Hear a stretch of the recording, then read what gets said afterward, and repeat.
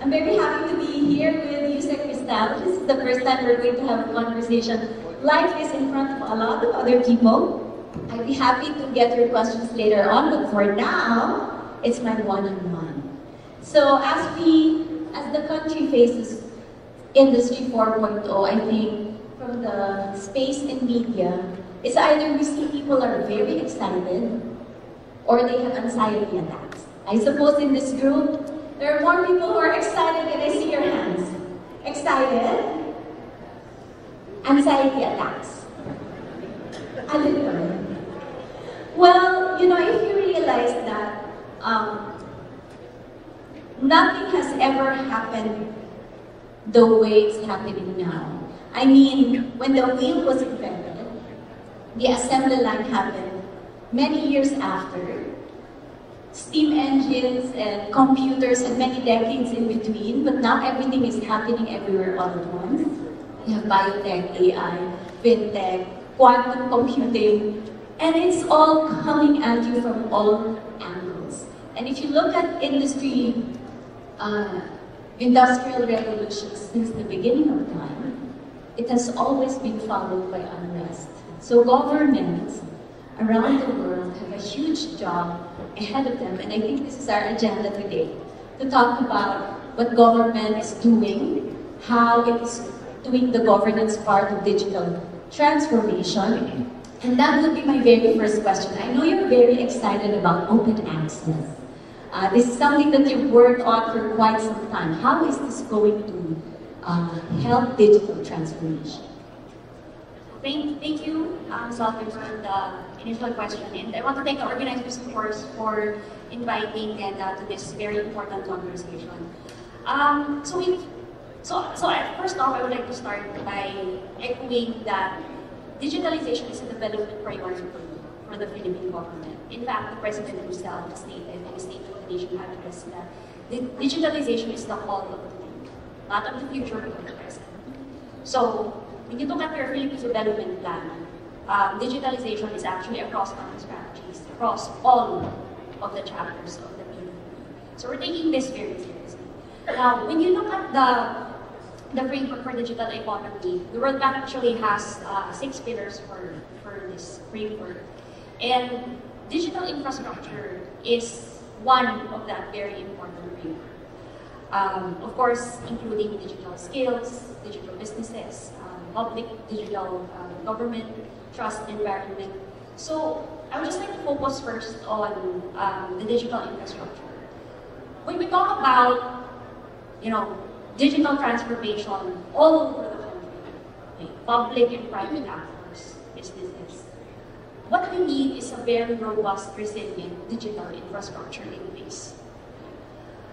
Currently, there's actually a World Bank report that was released early this year. We see that the Philippines is actually faces challenges in terms of our digital infrastructure. Access to the internet is still an issue. So it's not just between Manila and the provinces. Like here in Metro Manila, we also have problems with access. So access, as well as the cost, and of course the quality. So if you're talking about cost, for example, for mobile broadband in the Philippines, 2% GNI per capita, which is 1.5% higher than your ASEAN average. If you're talking about fixed broadband, we're actually 4 times higher than Malaysia and Vietnam. So government needs to do something about this. And this is where the Open Access Bill comes in, which is something that we've been working very hard on. The Open Access Bill, which is now known as Konektadong Pinoy, is part of the common legislative agenda of the administration. So what does it do? I think many of you are very familiar with this because this has been pending with Congress since the 17th Congress. It seeks to eliminate barriers in the market for data transmission. So what does that mean? It means you remove legislative franchise requirements so that smaller players can come in the market, they can roll out their own networks, and you can actually promote infrastructure development, even in the uncertain, underserved areas. So that's the key reform that the bill is going to do. Aside from that, of course, there's spectrum management rationalization, so that touches on that.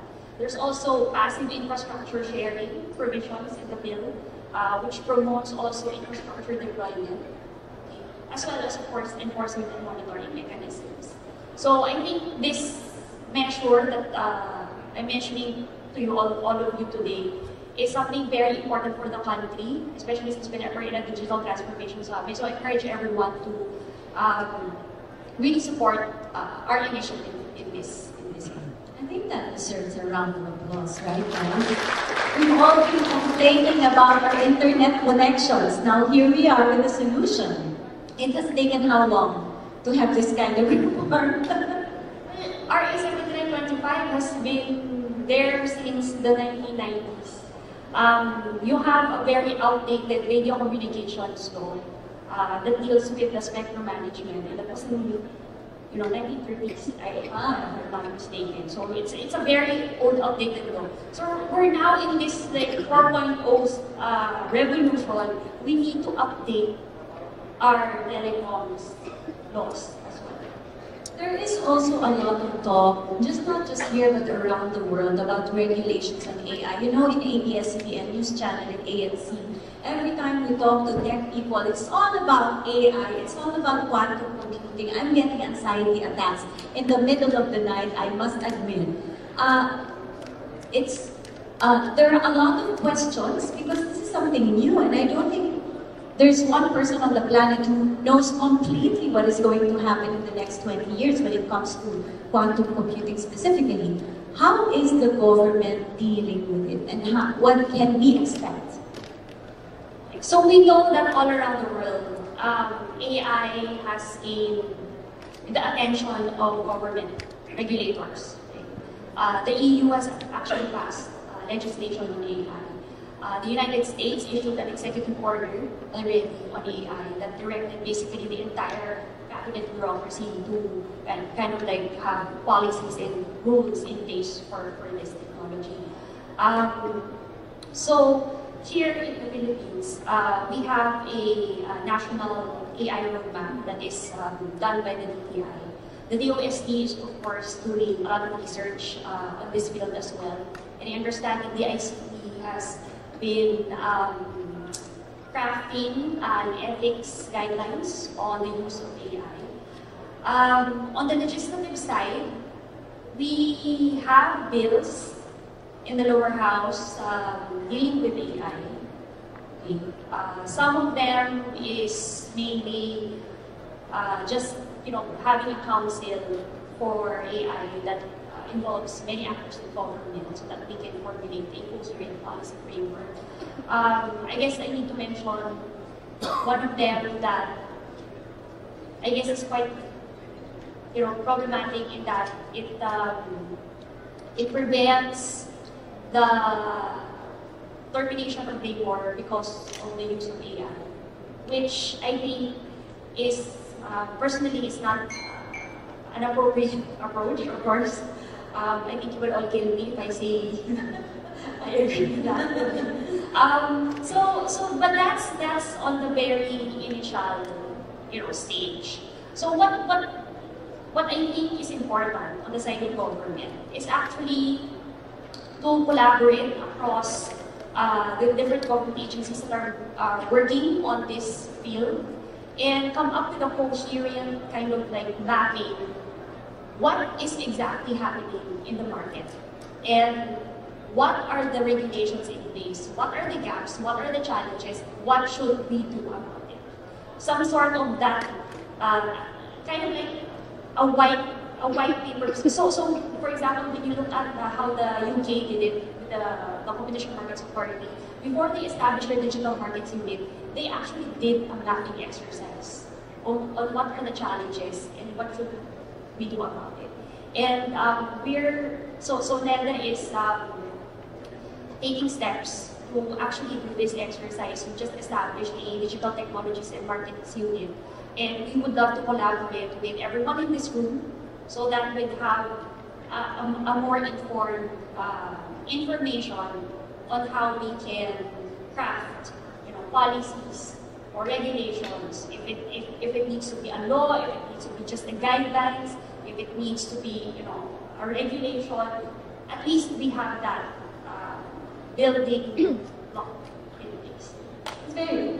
Thank you. Was that an applause I heard? I think that's your opportunity, ladies and gentlemen, to be part of the national conversation on crafting an AI bill, if there is going to be one, or if that is a good idea, right? Because not a lot of people agree. It's very polarizing, the idea of regulating AI, even. And it's very nice to know that the government is open to collaborating with the private sector, even on policy making. I think that's very important. You see, it's very nice that the USEC is very young. I don't know if the USEC has ever used a phone where you have to do the thing. Have you? No? What was your first phone? Pindot na? I had my first I don't know, I'm not going to say Who here used to phone someone using this? Raise your hands. Come on, guys. Please. Come on, I'm not the only person in the room who remembers party line. Alright, I just aged myself. And I think it's a blessing that people in government are getting younger and younger. That's why they're more open to ideas, right? Now, we only have a few more questions left, and we started talking about collaborating. And that's the entire point of this conference, is how to find new places of collaboration between the private sector, the government, even multilateral organizations, right? What are the ways that the private sector can do this with you? We actually have, if you're familiar, the National Innovation Council is a newly created body that's actually chaired by the President. And it seeks to promote innovation ecosystem in the Philippines.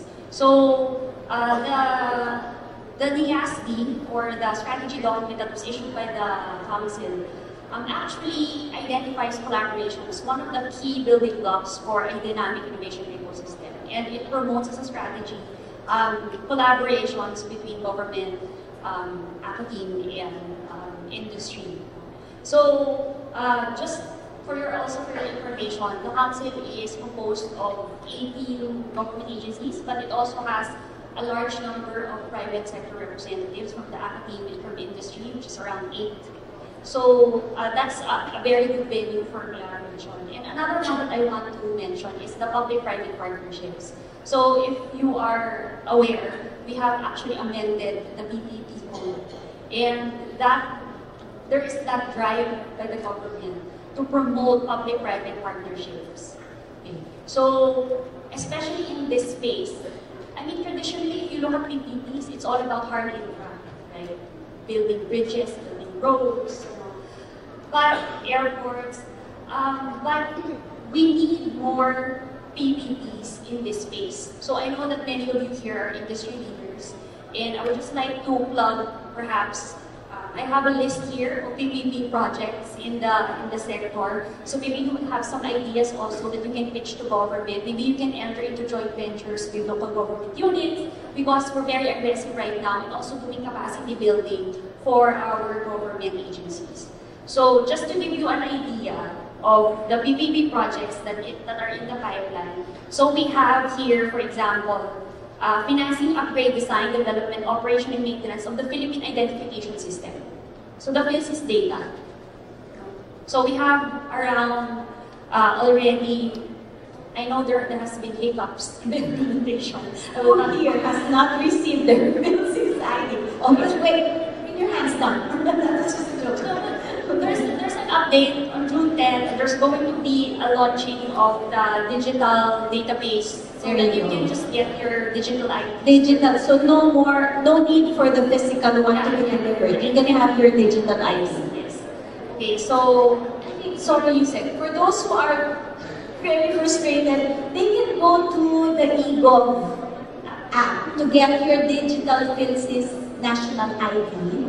You can download it in the eGov app. Okay. So then this will be another venue for you to be able to get it. So of course the data with Philippines is very key. It's a critical infrastructure. So there has been a TPP proposal for that. You have road transport IT infrastructure projects. You have smart city ICT projects in UPark City. You have Philippine Retirees Administration Digital Transformation Project. You have digital housing platform projects, digital infrastructure for hotel-based cancer registry and next-generation clinical research. So those are just some examples of PPPs, and I encourage everyone to actually, this is a very good partnership or collaboration venue with government. And I just want to mention also that the ICT is of course building the national backbone. And so once that is built, we can do more PPPs for the last mile infrastructure, especially with LGUs. So where it's most needed, really. Yes, that's right. Yeah. Where can they find the? Because guys, this is hot off the presses. This was just released yesterday, ba, the list of PPP. Actually naman. It's in the PPP Center website. Okay, you can get it at the PPP Center website. Thank you very much. Great ideas for future business that can also help in nation building. Speaking of nation building, our last topic for this morning between the two of us is inclusivity before we move on to the open Q&A. Digital transformation really is supposed to help the geographically isolated areas, the last mile, as you mentioned earlier. How is that going to happen? What is the policy and what are the plans of government? So we have of course, the ICT spearheading the national backbone system to be able to reach the GIDA areas. And I want to also include that the Konektadong Pinoy or the Open Access Bill is geared precisely for that. It seeks to address the digital divide by providing the infrastructure, the necessary infrastructure in place. Because can you imagine, how can we do improvements in our digital education system, digital finance for financial inclusivity, digital health, right? E-government services if we don't have the backbone or the necessary infrastructure in place. So we need that first. We need to lay down that foundation. And then with respect to digital skills, the government is also doing a lot of work here. We have the Digital Workforce Act that was passed. There's already a publication of the implementing rules. So what does that do? What it does is that the council is now tasked to do a digital skills mapping exercise so that it will know the skills mismatch, what the industry needs and where we are, so we can craft policies and programs that will bridge that gap. So we are doing that. Okay. We also have the Trabajo para sa Bayan, which is a... Sorry, hang on. What's the government agency tasked with doing the digital skills mapping? DOLE. I guess that's another thing that you guys can work with in government because that's the input where private sector is needed the most. Although NEDA is also involved in that because we're the chair of the council, so you can also talk to us. We also have the Trabajo para sa Bayan, which was just passed by this year. So that is a national employment master plan, the long-term national employment master plan. And that will include inputs, of course, for the digital skills that we need. The jobs. Correct. The jobs project. On the education front, we are prioritizing, so of course we have the EDCOM 2 that's studying the issues, right? We have a bill, the ARAL bill, which is already included in the home legislative agenda. So that's the academic recovery measure that's supposed to address learning poverty because of with the pandemic that happened. And then we also have 2 more bills that we are looking at prioritizing. That includes the early childhood education. So you start them young. You educate, you do the training at a very young age, the intervention, so that we'll have a more a better educational system for the children. So you outlined plans to have hard infrastructure, that's the network really, the backbone, plus the soft infrastructure, so that people, our kids, they need to learn how to be employed or how to be employable by companies in the future. Where now, I've seen a lot of numbers that show 70% of the jobs we have today will not be there in the future. And our kids now have to be prepared for that time when they go. BS Commerce is not going to cut it, right? But maybe in Metro Manila, you're seeing that already, the changes in the educational system. It's a certification course now, not anymore. Yes, stackable certification courses, not degree courses, and I think that's very useful. But over there in the provinces, I think that's an entirely different picture. All right, last words, Yusek Cristal. I know you've learned a lot from her, and sayang, we only have a few minutes, but final words before we move on to your questions. I'm just giving you time to think about your questions, guys. Okay. I want to see hands rising up after her final words. So, when it comes to digital transformation, when we're talking about new emerging technologies, there's no monopoly of information. Government certainly does not have all the information that's necessary to have very good policy reforms or even legislative or regulatory reforms. The industry and government and the academia needs to work together. So I'm just going to bring it down to collaboration. So we need to support each other in this journey.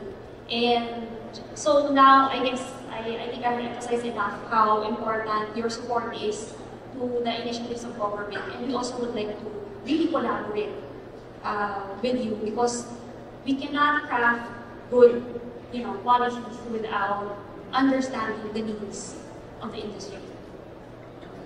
So that's it for me. Thank you.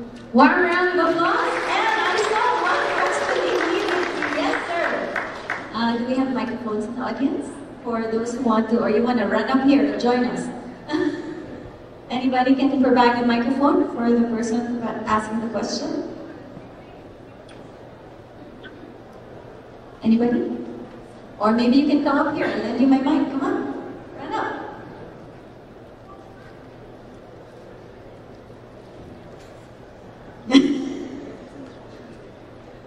Yeah. Share the stage. Name first, organization, and question. Hi, hello everyone. I'm George Armando, so you can call me Gio from Semirara Mining and Power Corporation. So I'm a data scientist.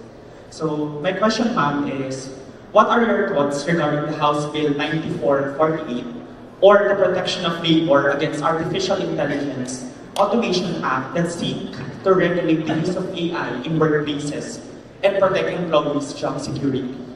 Do you think it will hinder the growth of AI in the Philippines? You said? That's actually the one that I mentioned earlier.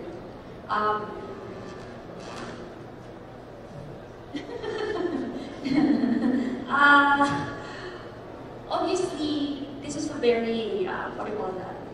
It's like a hammer type of approach.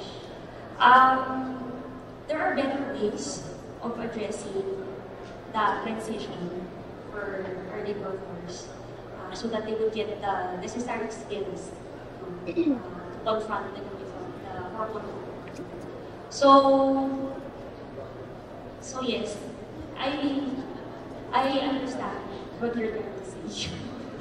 I guess that means you have an ally somewhere in government. Thank you very much for the question. Palakpakan naman natin.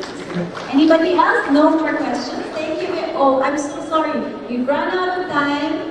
I saw the pout. Please go ahead and maybe you can just send your questions to Exito or to Neda or to me, and then we can somehow find a way to get those answers back to you. Thank you, ladies and gentlemen, for listening in. This has been Sally Pepito, your moderator this morning. And thank you so much, Yusek Cristal, for your time.